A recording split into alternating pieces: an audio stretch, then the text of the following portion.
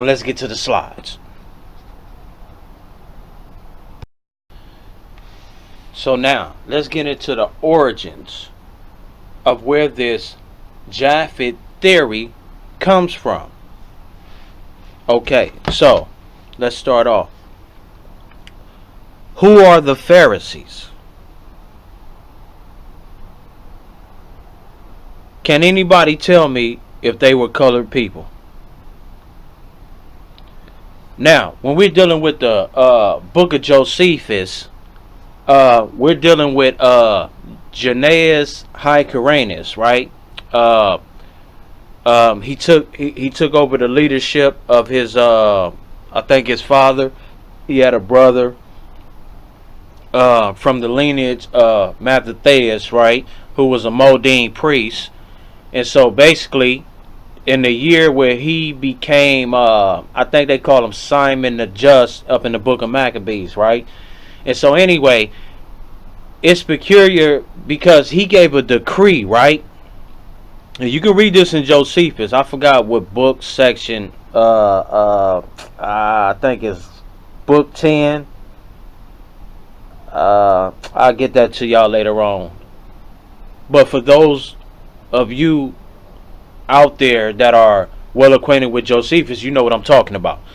Anyway, he gave a decree, and he gave a decree to the Pharisees that their doctrine not be put in public where people can learn from their doctrine. So basically, he terminated their whole theology and philosophy. Now this is right after he converted the Idumeans and made them get circumcised and you know clean house, right? And so for one, we can go in the book of Maccabees and we can see that Simon, which would be Hyrcanus, he appointed Levite priests, Modine priests, to be the holders or the sacrificial holder, the sacrificial trying to think, the sacrificial priests that were give the ceremonies, right? And so at that point right there, that lets you know that these Pharisees were never in the temple, never priests, never in these ceremonies, because there's no record of them in the Holy of Holies. There's no references in Josephus that they were in the Holy of Holies. Wait, I take that back. There is a verse up in Josephus where it tells you that the Pharisees were upholding symbolic rituals, but it doesn't state in the Holy of Holies, right? We have to really think about things when we're reading context, right? And so, but based off the Maccabees, they only appointed Levitical priests. Now you can go to the Jewish Encyclopedia and they will clarify that there's no record of them ever being part of the 12 tribes of Israel or being ordained by Levite priests. We know the story of the Pharisees during the time of Herod and Salome, Alexandria, where they were first the Sanhedrin. Why am I telling you all this, right? Because I'm asking you, can you tell me were these people colored? I'm going somewhere with this. Watch where I go with this, because in the slide I'm going to show you what they say in their literature. Now I'm asking you, is this oral tradition? Is it a BC tradition? That's why I took you to the book of Josephus in the time of Hyrcanus, where he banned their thought, philosophy, process, tradition. Banned. So so basically, from Hyrcanus, and if Israel retained their kingdomhood all the way into the, if they would have retained their kingdomhood all the way past the 1st century, past Yeshua dying, all the way to 70 CE and all that, right? It wouldn't even been a 70 CE destruction, because they never ordained them to preach their doctrine. Now this is what Yeshua was speaking about in the New Testament, where he said they have vain interpretations. And he said you kill the prophets, and he said you are the children, you are vipers like your father. I'm paraphrasing, right? So all of these things, and then we're dealing with Mark 11 and 17, where he said my father's house is not a house where heathens can come up in there and worship. Well, God damn it, the damn Pharisees were in control of the damn temple at that time. Wasn't no Levite priest there. All scholars tell you this. They can all assume that there wasn't no Levite priest, because it wouldn't have went that way the way it went. So we know the Herodians, Herod appointed his brother, Salomia appointed her brother, and these people became high priests. And if you look in my other videos, showing you that the Pharisees were never ordained to be Levite priests, something of that nature right there, you will see where I show you up in there, where I give you dates of BC Pharisee conversions of Greeks, Assyrians, and all these surrounding heathen nations, right? And so I'm going somewhere with this. Okay, so is the tradition oral from BC? Jesus told them that they have vain interpretations of the book, right? Okay, now let's go right here. Let's get into this, man. Let's get into this right here. Let me show y'all something, man. So, were these oral traditions, or did they just think of them at around 5th, 4th century CE? And so, as I showed you, it says the Babylonian Talmud was from the 4th century, but the oral tradition precedes that, right? So let's go down right here. Let's get into it. Watch this. Showing you where it's from. Folio 63A, right? Watch this. Now, I want to ask the audience, would this come out the mouth of a melanated man, and especially a Hebrew Israelite that has an oral tradition that goes all the way back to the quote-unquote beginning? And so let's ask ourselves, would these melanated, which we know they were melanated Israelites, would these melanated people ever say something like this? And I'm going to show you that these Pharisees couldn't have been melanated people. Okay, now, Rabbi Elazar further stated what is meant in the scriptural text: this is the new bone of my bones, flesh of my flesh. This teaches that Adam had intercourse with every beast and animal, but found no sanctification until he cohabited with Eve. So, Adam had sex with animals. Adam had sex with animals. Would this be coming from the native people who knew in Genesis 6 that incest was illegal? I don't think so. And see, let's get it straight. Their interpretation, when they say beast, look, it says every beast and animal. So if you want to use the beast as a human, as we can see later on in the Old Testament,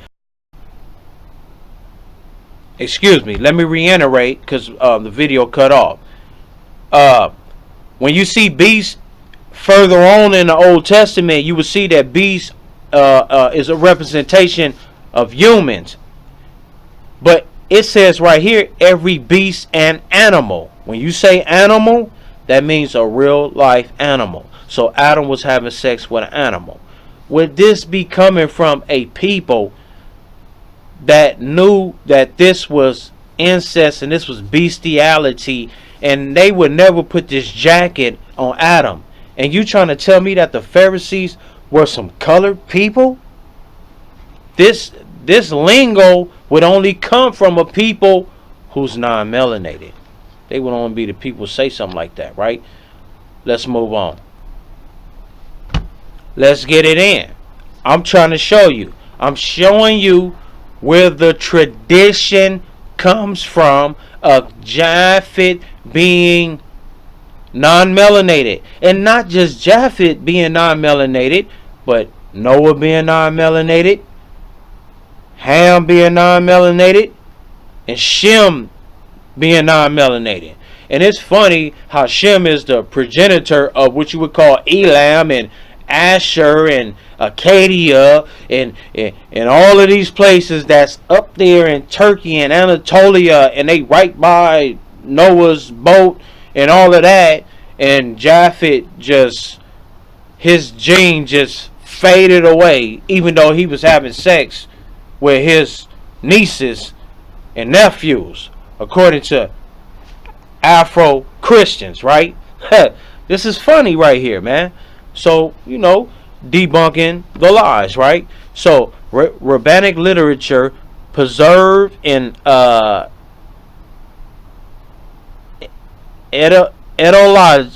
etymology transmitted in the early 3rd century. That means 200 some CE. Accounting for the origin of the dark-skinned people. The legend found in many Jewish sources, both rabbinic and Hellenistic, as well as Christian literature. The underlying idea was explained by Philo in the 1st century, as it was fitting to sympathize with the ratchet humanity. Oh my God, bro!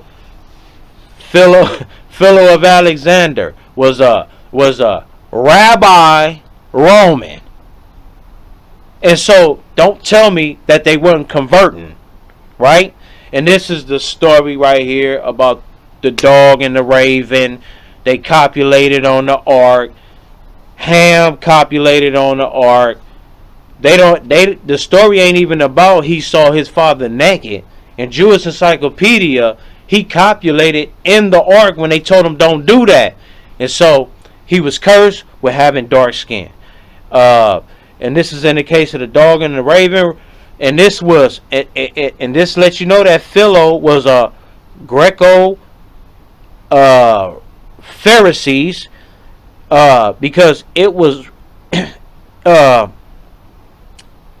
it is recognizable today in natural characteristics of a dog, and was already noted by Aristotle in 322 BCE. So they was already speaking this lingo. So in 3 something BCE, the race was white. Yeah. Further references, right? Further references, different books, right? Proving that message right there. Man had sex with animals in the Garden of Eden. Man, would this come from the native people? Okay, the curse of Ham giving you confirmation. So, I done showed you the origin, because these people were closer, quote unquote, to the scriptures than anybody else. Hell, they was up in the temple, priests, right? And they wrote the oral tradition down. We have Philo of Alexandria, 1st century, uh, giving confirmation to the dog and the raven theory. So now, from there, let's jump ahead.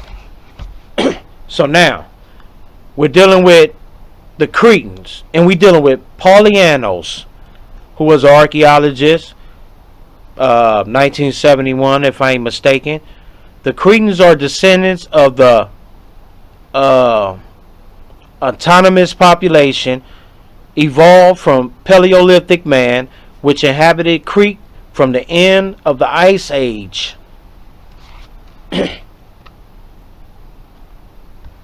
So we're going to be dealing with Eastern thought versus Western thought on the origin of man. So we're getting into the archaeologists, and let's see they conflicting stories and show how they connect the dots to bring upon this Japhetic theory before the outer African theory. So let's deal with Polyanos, right? And I want to read something to y'all real quick. Now, let's understand the biasness of these archaeologists, right? In Moscow, in 1960, Arius Apollos defended the doctoral thesis, The Origins of the Greeks. The work was received with the most enthusiastic remarks from scientists from the Eastern as much as the Western world. Let me see. Since January 1965, he has been predominantly near the scientific material that interests him most. He begun with the study of the Cretans, which takes me to right here, what I just read to y'all right there. So he said that these Cretans, that this Greek civilization that was non-melanated, came from the Ice Age. So what he did was he pushed that date back, and I'm going to show you how he did that. Polyanos' study was chiefly concentrated on the modern populations that collected a considerable amount of useful data. Unfortunately, he does not publish any data for the ancient crania which he studied. What? And these are the eras of him, right? This guy went to Crete, found some Neolithic skulls, and didn't publish nothing about them. But let's continue. The researcher claimed they were Caucasians. So then we get Evans in 1980 that went over his research, right? And let's get into that right here. So it says right here. Let me see. I don't know if the arrow, y'all can see the arrow. What is the degree of the mixture of different populations? Polyanos studied a sample of 250 ancient crania from several sites of different periods, the earliest being Neolithic, dating to the 4th millennium BC. But data for this archaeological material are not published. You know why it's not published? Because he found a different type of specimen. He's looking at modern skulls. He's picking up modern skulls and attributing them to the Neolithic skulls. This is biasness. He was hired by Moscow, which is Russia, which is part of the Caucasian or the Caucasus theory, which is based off the Japhetic theory, man. Polyanos says that the majority of the Minoan crania belong to the Aegean Caucasian type, not the Neolithic. But we're going to get into that Aegean Caucasian type if we have time.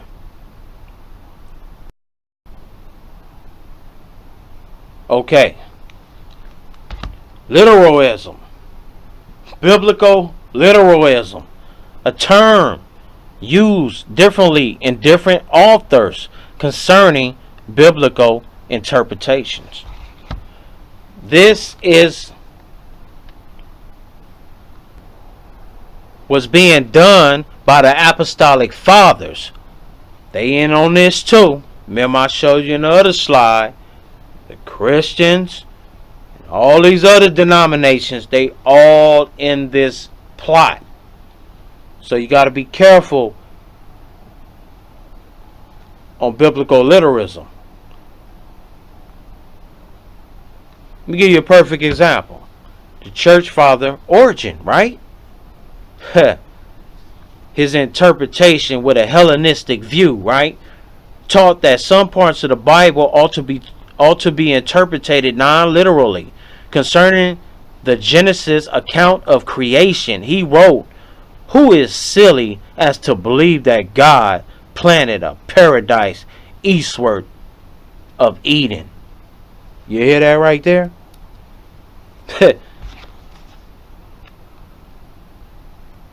See, this was a movement that was going on in second century CE. These are what you call Judeo-Christians.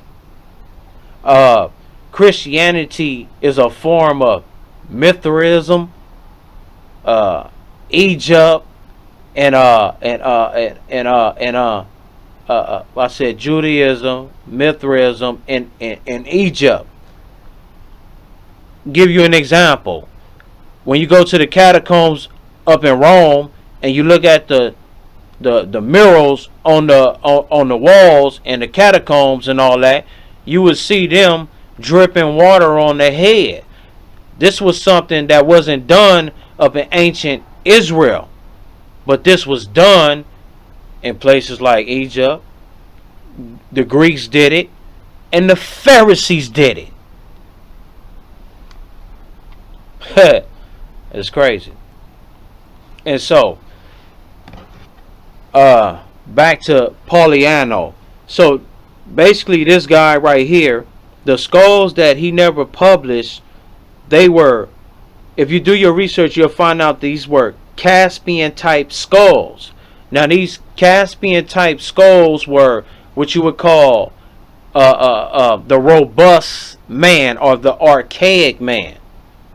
And these archaic men were stocky, strong, short, elongated heads. They found the skulls of the Neolithic man. They got tons of skulls of the Neolithic man. And what they're finding, every time they find these skulls, they're finding an African gene in them. They're finding a Middle Eastern gene in them. They're finding a Southeast Asian gene up in them. They're not seeing nothing that can qualify them as being a europid,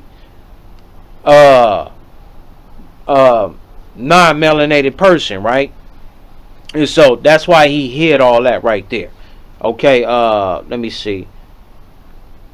But as we know, Pauliano said the Minoans crania belong to the Caucasian race. You know. And so, when we're dealing with this slide right here, we want to deal with slide 3 right here, which talking about the curl limb proportions, right? And so the curl limb proportions meant that the lower bone leg was long. And so this characteristic that they found up in this longer lower leg bone belongs to what you would call the African type people. And this is the if I'm not sure, this is the a Grimaldi man, so we're dealing with about 25,000 BCE or something like that. And so I'm just basically just showing y'all that when you want to sit here and talk about Japheth in this 3,000 range and all of this stuff right here, there were people living there before he got there according to the timeline. Stick to the timeline. Don't jump off the timeline. Stick to the timeline. There were people living there, so that's what we're getting into right now. So we're going to be showing you skeletal remains and some more biasness.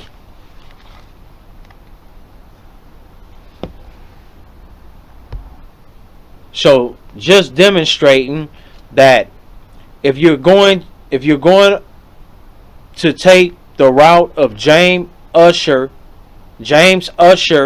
biblical timeline theory, which you supposed to uphold to, don't let it go, because you keep the timeline of everything else. Well, according to around 3000 BCE, there were millions of people up in all the places where you say that Japheth was the progenitor of these places. Showing you limbs. This is a 6-point step to get you to understand that every attribute that the modern non-melanated European has, it comes from an ancestor. And according to the Outer Africa theory that you have to uphold to, that's real funny how Christians are starting to believe in evolution and all of these things right here. Something that they ain't never believed in before, but now they believing in it, right? So if you're believing in this, you have to uphold to the story which states that this Cro-Magnon, this gas star, this Homo sapien, these are the people of Northern Europe, Central, and East Europe, which you would call the Caucasoid race. These people develop the non-melanated man, and we're going to show you that Africans have the R1 in them that's indigenous to Africa before they left out. Not no back to Africa migration. Don't believe that one right there. So we had the race wars. This was the race wars. We was dealing with S.S. Kuhn, and we was dealing with Blumenbach, Origins of Man. Kuhn said, he based his theory off the Outer Africa theory, and his, as I stated before, in Western theology, the monkey was white in Africa. But then he also agrees with Blumenbach, where he says, where he puts it in the term of this generic separation running parallel with the Cro-Magnon man. So he in a way he says that, yeah, we come out of Africa, but then in another breath he's making a statement as to say that yeah, once we split, the generics wasn't even the same no more. But we got modern science that tells you that, hell yeah, that non-melanated man got a lot of Homo sapien up in him, right? And so we got Blumenbach, Origins of Man, where he basically just said the Caucasus Mountains was the origin of all men on the face of this planet, and the first people were white and they turned dark. And so Kuhn was like, they started in the equator and came up, and Blumenbach was like, they started in the ice and then they came down. This is a East-West Coast thing right here. East-West Coast gang banging right here, man, on the heritage of the origin of men, right? Christopher Minner, 1700, said blacks were ugly. He was part of the eugenics movement. Look at the timelines. All of these people. So let's see this right here. Let's see.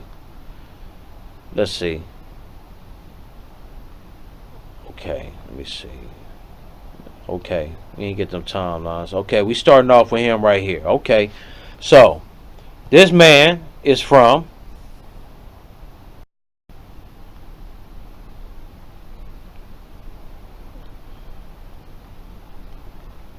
He was a polygenesis. He believed in each race had a separate origin. He was always he was a very early practitioner of science racism. Meaner split mankind into two individual labels: beautiful white race and ugly black race. So this was the start of eugenics. Eugenics, as y'all know, and things of that nature right there. So we're showing the forefathers. We're showing everybody that was incorporated in this whole Japhetic theory.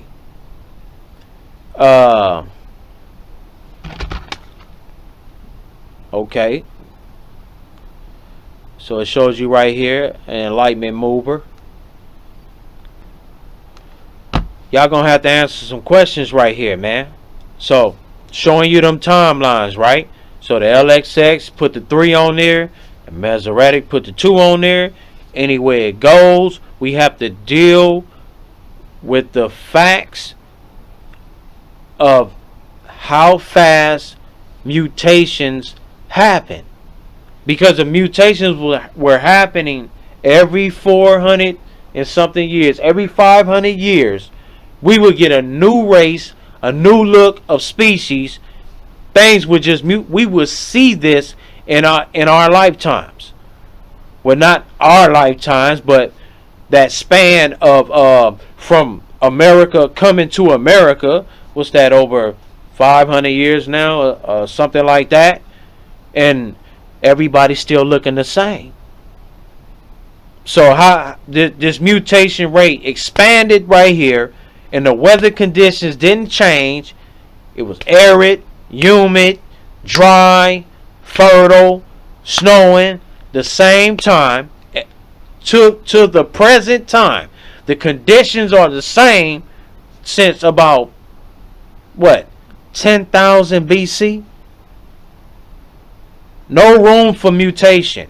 Everything is going to stay the same.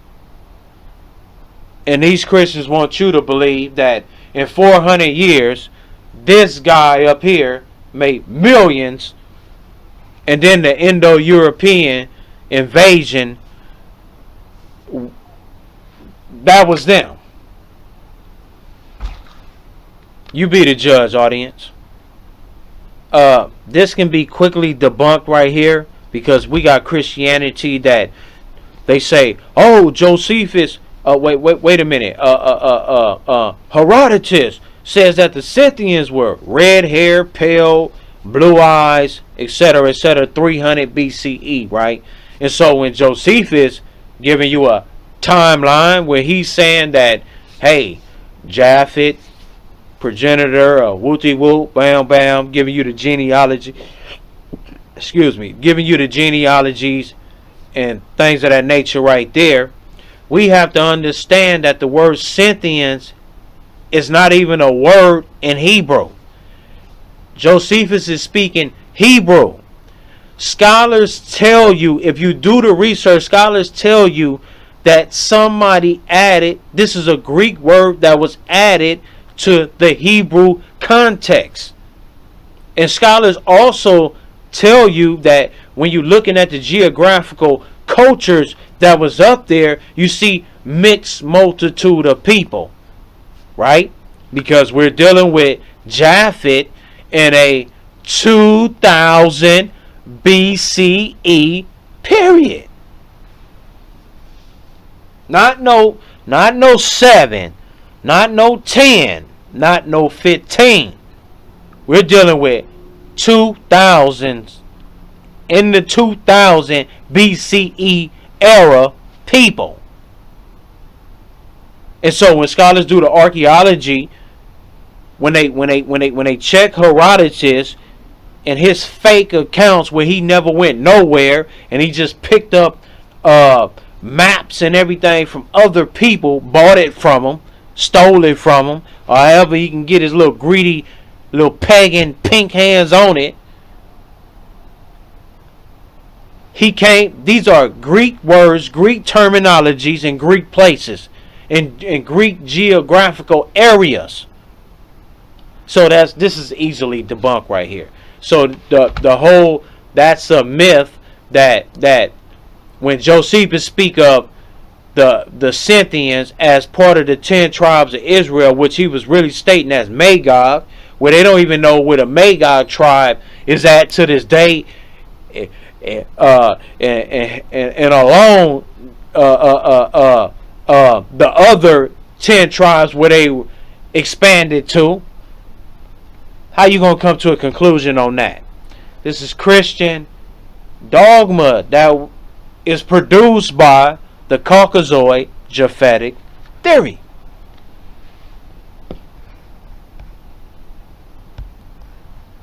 The Book of Jubilees is a rabbi source. Hey, I'll read. I got it. It's interesting. It lines up, far as if you want to go into story mode and, story mode in your mind and be like, elaborates on what the scriptures tell you. But this is a Jewish book. It's written by rabbis. And the years of Jubilees are in the Dead Sea Scrolls and all that, but the literature, I mean, that's for you. You do what you're going to do. But the Book of Jubilees identifies the name of Raphim, of the Raphim Mountains, equated with the Caucasus. See? I just showed you in the beginning the oral tradition of the rabbis. They put it in that Book of Jubilees, and it equated to the Caucasus Mountains. There you go, right there. Here's your connections. I'm showing you something, man. Which one is Japheth? Because both of these skulls right here, these skulls go back to 100,000 BCE. Which one is Japheth? Is he the archaic man, which is on your left? Or was he the modern man, which is on your right? Which one of these skulls is the father of the non-melanated race? Do research on this right here, man. Who the baby daddy? Who the baby daddy? So let's deal with it. How Europeans evolved white skin. Now, this is something to think about right here. Do you know that the light-skinned gene has been around for a long time? Let's go down right here. Let me show y'all something, man. Science is playing with y'all. Well, they not playing with y'all. You just, I guess some people just don't do the research, right? When it comes to colored skin, the team found a patchwork of evolutionary in different places and the 3-generation genes that produce the light skin, telling the complex story of European skin evolved to be much lighter during the past 8,000 years. The modern humans who came out of Africa to originally settle Europe 40,000 years ago presumed to have dark skin, which is an advantage in sunny altitudes. And the new data confirmed about 8,500 years ago, early hunter-gatherers in Spain, Luxembourg, Hungary also had darker skin. They lacked variations of the gene SLC2 4A5 and the other one that led to the depigmentation, therefore pale skin in modern Europeans today. Nigga, they telling you that Africans produced them. Why are you saying Japheth did? Why are you still saying Japheth did it? But you believe in the out of Africa theory. You believe that the first colored man came out of Africa, and science is telling you that you created the gene. Why is you throwing it on Japheth when it's supposed to be Ham? But you a Bible follower. Okay, let's go down. But in the far north, where low levels would favor the pale skin, the team found different pictures of hunter-gatherers. 7 people from 7,000 years ago in Montolia archaeological site in southern Sweden had both light skin variations. They are not saying non-melanated skin. They're saying light skin. So 40,000 all the way to 8,000 years ago, they had dark skin or light dark skin, and then we skip from 8 to 7, another 1,000 years, and they up further north, and they still seeing people with light skin. They also had a third gene, which causes blue eyes and may also contribute to light skin and blonde hair. Thus, ancient hunter-gatherers of the far north were already pale and blue-eyed, but those of Central and Southern Europe had darker skin.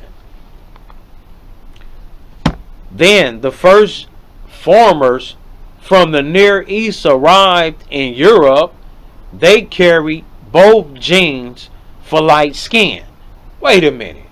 The people in the Near East, which would be your Mongoloid people, which would be your Caspian type, your archaic, robust people, these people had a light-skinned gene, drinking vitamin D, carried it up there to some people who had light skin, and they said even when they went up north, 7,000, they still had light skin. Man, when did the non-melanated man actually get non-melanated? When the light skin was from 40,000 dark light skin. You know how we are. You know the colors we come out with. Now, this is the crazy thing about it. They went north and got light, but you got the Eskimos that's above them in Antarctica. The North Pole, and they still dark.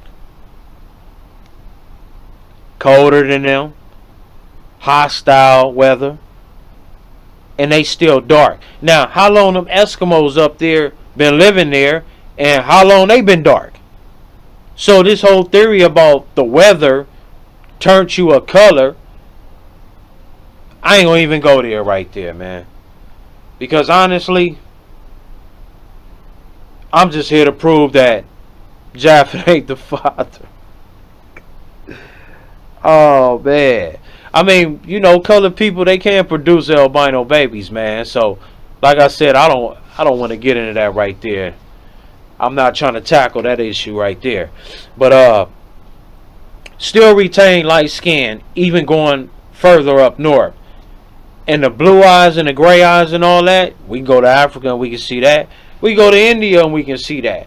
But that gene is rare when you're dealing with the Near East. It's rare. Some, like Southeast Asians, they don't produce colored eyes. They all look the same. Their skin tones vary, and they're in tropical weather. Some of them come out light, some of them come out dark. But they still retain the pigment gene. And we're going to show you that the Khoisans have this SLC 458 what's the 5 A5 and the A5. We're going to show you that the Khoisan living in Africa right now, drinking a gang of vitamin D, have this gene up in them. So we're going to show you who the father of the non-melanated man. Y'all better stop calling Japheth Japheth. This is what I keep telling you Christians about, boy, using them Greek words, man. Using Greek, upholding Greek, worshiping the Greek language over Hebrew language. You worshiping the Greek over Hebrew. And even in that Yiddish, that shit still translate to Lepidus, the Greek mythological figure. And this theology right here was also developed during the eugenics movement, man. The Enlightenment movement. When you go from the 1st century CE and on, you have to understand when you go into these Christian castles, temples, when you see early Christian art, when you see these things, you notice everything is non-melanated. Everything you see. That's because they already had the theory of Noah being non-melanated, Shem being non-melanated, Ham being non-melanated, and Japheth being non-melanated. And it's funny how you throw everything on Japheth when they believed that all of them was non-melanated. They even believe when the Yiddish have this whole story of ruddy, Adam being ruddy, like red, like the dirt. Man, you can hear these Christians still spewing this myth to this day. Because where was the Garden of Eden? For you to say red dirt, you have to be talking about Australia, Utah. Like, what are you talking about? Because we dealing with the Levant, and we dealing with Anatolia, and we dealing with all these places. There's no red dirt. These Christians don't think about that stuff right there. Even when you're dealing with Africa, there's no. You got to go far to go see some red dirt. There's no red dirt around. So how can Adam name mean red man? This is part of that theology, man. Y'all better wake up, man. We got Isidore of Seville, was a Catholic bishop, and we showing you in the 600 CE, in the 7th century CE, that he said that Europeans come from Japheth. So I'm giving you a little timeline. I'm showing you timelines, bro. Let's see. And so we even show you through biblical commentary of the late 19th century that early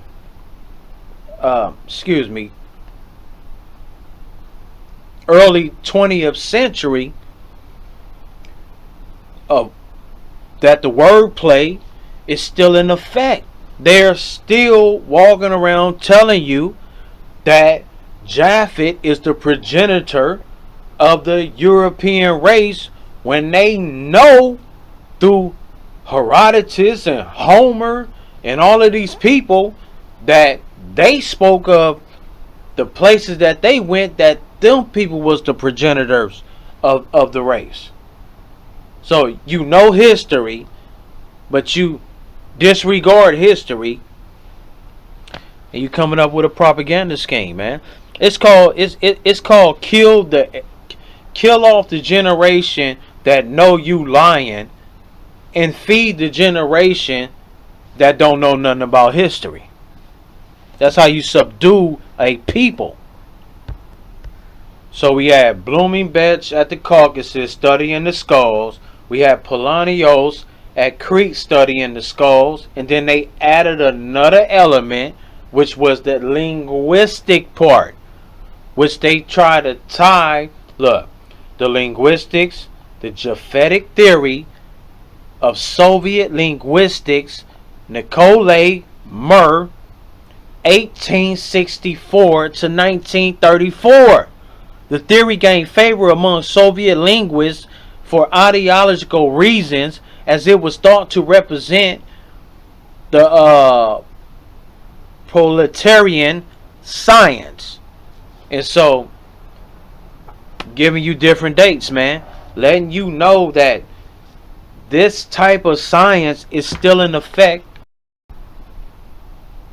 Here go another German linguist and a historian. These people that's coming up with this equation, these people that's, I'm showing you the old science. 1783, bro.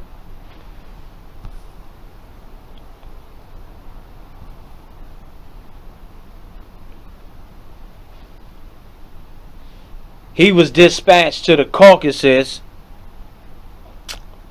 on a linguistic exploration, and he came up with this. He found some writing up there where they try to say this is the Caucasian language, and this is he said it was separate from Semitic and Hamitic languages and all of that stuff. But then we got another linguist that came after him, and he connected the Caucasian language to the Semitic race. And if you study the oldest writing that's up in the Caucasus, which they try to date to around 5000 BC, they try to say before the Akkadians start writing in cuneiforms. When you look at the language, you can see that it's cuneiforms. So that's an indication letting you know that shit, Near Eastern people was up there. And like I told y'all before, it's not about the blood, man. Once you study these skulls, we're gonna do this on the next video. We're gonna show you all the skulls that they found.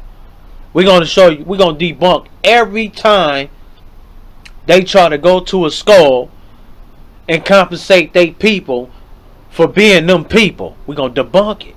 We're going to debunk it. The Ibero-Caucasian hypothesis. The medieval Georgian chronicler Lamont Morvelli attributed the ethnic and linguistic diversity of the Caucasus to the initial settlement of the region after the destruction of the Tower of Babel. And the Caucasian race was right there at the Tower of Babel, homie.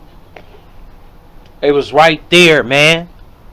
No, Christian, they said they was right there. Y'all gotta understand this stuff, man. A theory. Japheth. Kepler's calculation. Some people managed to find refuge in high mountain ranges such as the Himalayan and the Caucasus Mountains. After the waters retreated, the survivors came down. What? Is he talking about Noah now? Some people managed to find refuge in high mountains. After the waters retreated, the survivors came down to repopulate the lowland areas. The ancestral lineages from which the diverse groups of present-day speech varieties are derived, right, existed in the period immediately following the flood. Language was common, and post-Diluvian ancestors bear the marks of their particular stem relationships. So these people were just composing evidence. The northern Caucasus said they send out scholars and anthropologists and everything to prove this point. Now you understand when you're dealing with the Khazars, when you're dealing with the Aryan race, when you're dealing with Adolf Hitler. Now you understand what the Aryan race was all about.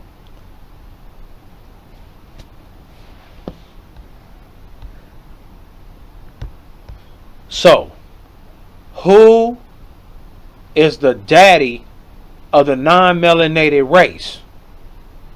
Let's see right here. Europeans did not inherit pale skin from Neanderthals. European skin adapted to local conditions adapted to local conditions have been unclear. The Neanderthals lived in what is now Croatia, and that's that female that I told you that they found, and they found the DNA. She was in ice, so the DNA preserved. And that's funny that they can't put that, they can't get that haplogroup up out of her, but they can get this skin color thing going on right here. And so anyway, she had dark skin and she had brown hair, man. So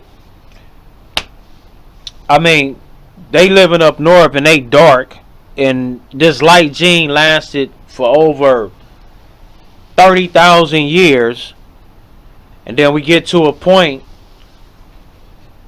and everything went topsy-turvy. But hey, that's all that out of Africa theory thing right there, right? That's y'all family members, and that's y'all. That's y'all family members. That whole little mess over there, right? So just to show you, Murr was a linguistics, right? Before embarking on his Japhetic theory on the origins of language, okay? Just giving you references. The so-called language that he identified. Now, I'm gonna tell you right now, when you're looking at the way that language is written right there, that's way later on. The Proto-Cartavelian language is what you would call cuneiforms. So there was a presence of melanated people up there. And then when you go up there, then when you start studying the bones, you start digging up the skulls and all that, you find this Mektoid Caspian, this North African type, or you find this East Asian, Easterner, Mongolian type there. Again, they have not found no modern, non-melanated looking European crania, body parts. So as I stated before, the genes that causes light skin pigmentation was introduced from Eastern Africans to South African populations 2,000 years ago. Strong positive selection caused this gene to rise in frequency among the Khoisan populations. And who migrated to them and start making them light? You trying to tell me some non-melanated people? So that's a lie within itself right there. But we go down and I can show you. Let me show you that that the gene is older than that, right? So this is the research they did on 450 individuals, right? Khoisan people, right? Okay. Now watch this right here. Okay. 14% lighter skin. Let me see. Okay, look. While the light skin is often associated with European ancestry, even in South Africa, the present-day Khoisan and San did not experience enough recent migration to account for the frequency. They ain't experienced no migration. Didn't nobody come into them. They ain't moved nowhere. They ain't did nothing. Rather, strong positive selection during the past 2,000 years was the only way to explain the current distribution, right? The gene, which is also present in the people from the Near East and Eastern Africa, was probably initially brought into the region by only a small number of individuals. The actual source of the positive selection is not clear. Researchers theorize that the shift from consuming vitamin D rich marine animals to consuming pastoral animals, or a reduction in exposure to ultraviolet rays, may have changed the skin pigmentation over time. You trying to tell them up in Africa, they trying to, you see what they doing, man? They using the same labels that they put on them non-melanated people, and they trying to use it and abuse it on the Khoisan people at Cape Town in Africa that been there. Wait a minute, where my Kemet people at? How long have the Khoisan been there? How old are these Khoisan people in Africa? Boy, y'all better stop believing in this science, boy. So, showing you this is Meaner's concept. He based it all off the Noah's flood. And they tell you that the average person didn't even read the Bible. They were Catholics and all that. While many mock a persistent tendency to read the Bible historically. There you go with that literalism, biblical literalism. The idea of the Ark landing in the Caucasus was generally accepted as valid. Huh? Yeah. 1700s. This right here is called The Beautiful Skull of Blooming Bet's Eras, the birth of the scientific concept of race. Let me move that. Come on. The father of the Japheth theory. Now, this is Blooming Betch on the skull that he found at the Caucasus Mountains. And he found the other skulls, which I told you, man, Paulianos and Blooming Betch found skulls, and they ain't report none of these skulls. That's crazy, right? Okay, let's start right here. Let me see. I don't know if my arrow show you where I'm starting at. Okay. He noted that many plants and animals in northern latitudes were white, especially in the winter. Also that humans were all born red color. He said, cannot constitute a species or a variety. He attributed the shape of the skull to the environmental factor, the observation that threatened the foundation of craniology, but was not properly headed by craniologists. He up there studying skulls and don't have a craniologist around him. And he looked at that skull and he said, ha ha, here we go right here. He identified the important role culture played in changing the body, right?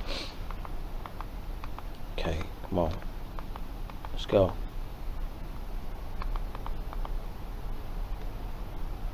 He gave examples of people fitting the 5 varieties. He stated that the Turkish and the Hindustan women were Caucasians, but the people of Bengal and the people in I'm not going to even pronounce that. People were Mongolians, okay?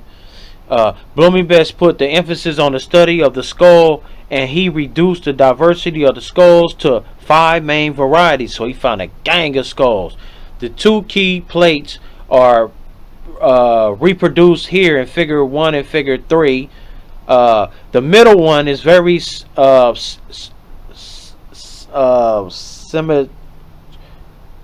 It ain't coming out right. And beautiful. One of a Georgian female. The other side are 2 skulls differing from in the most opposite way. The one elongated in the front, as it were killed, is that of an Ethiopian female of Ghana. He found an Ethiopian female up there next to the other skulls.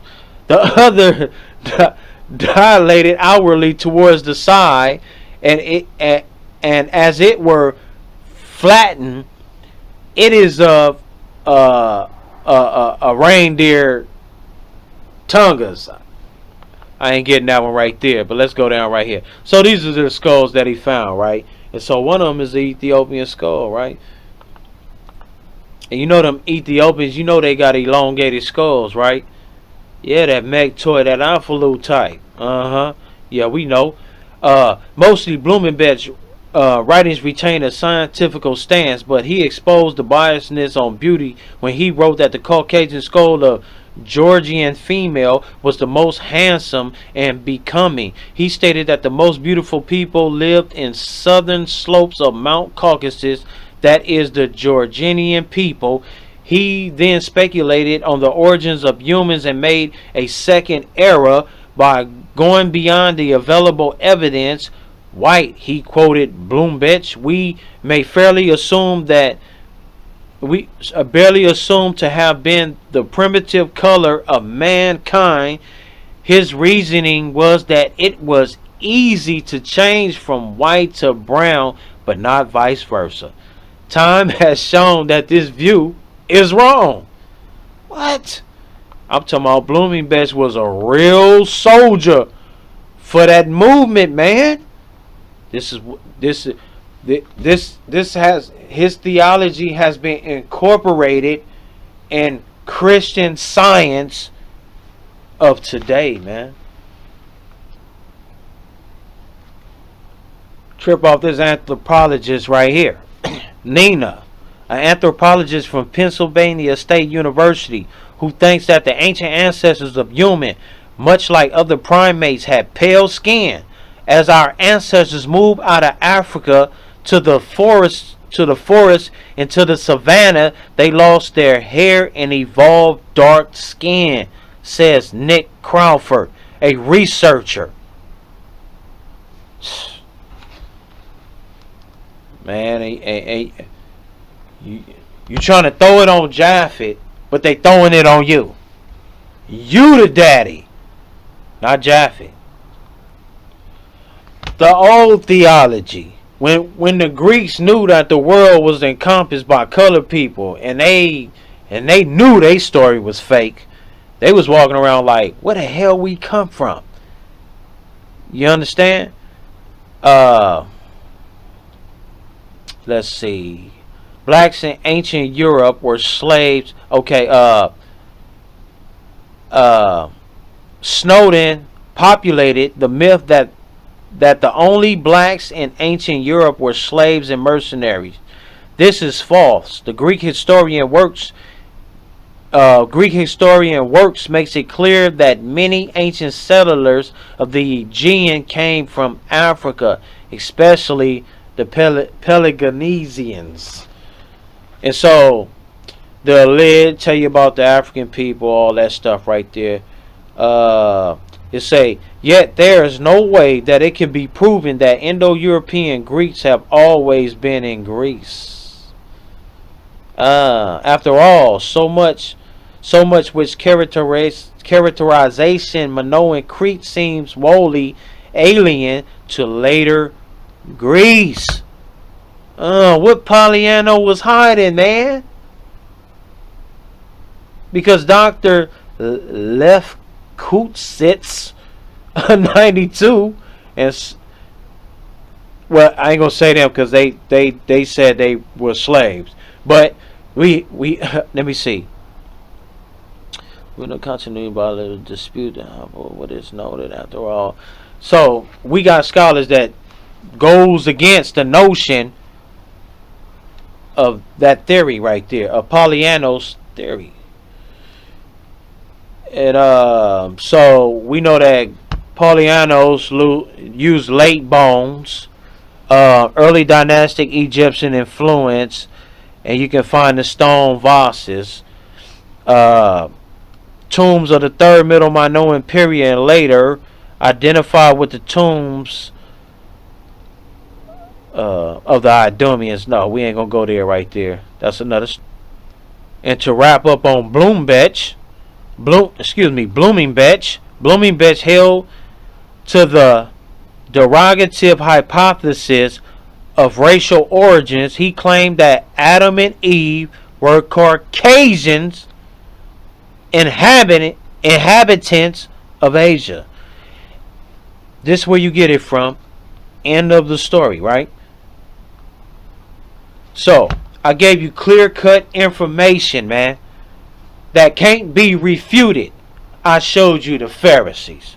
I showed you where the origins come from, the oral tradition, which was given to Christianity, because these Pharisees were converts of Greco-Romans, Alexandrian Egyptians, Syrians, Babylonians, and anything Idumeans, Petra, so forth and so on. It is spread to the centuries of the Judeo-Christian wars, and it held its place. The common man that walked around in the first century CEs believed in this story, which you saying, Christian, is a old folklore tradition that has no validity. And you want to know why? Because your date is 3000, and science says that the mutation gene occurred around 7, 8, 9, give or take. From the time, you cannot place Japheth as the progenitor of the non-melanated race. You're going to have to throw that. Do you understand what you believe in? If you say that all humanity comes from Africa, you are a part of this Japheth eugenics out of Africa enlightenment movement. Period. Cut and simple. And with that, this is Adams Gerard saying love, peace, and hair grease.